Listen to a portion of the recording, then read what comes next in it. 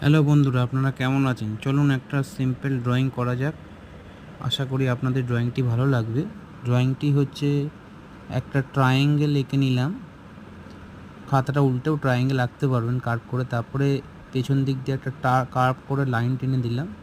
পেছন দিকটা খাঁজ খাঁজ খাঁজ খাঁজ করে দিলাম। তারপরে বলুন তো ড্রয়িংটি কী আঁকছি?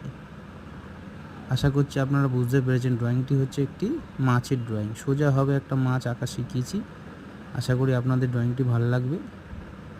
এবার ব্যাকগ্রাউন্ড থেকে আমরা একটা এরকম দাগ টেনে করলাম। ড্রয়িংটি ভালো লাগলে কমেন্টে জানাবেন। Thank you very much. Thanks for watching.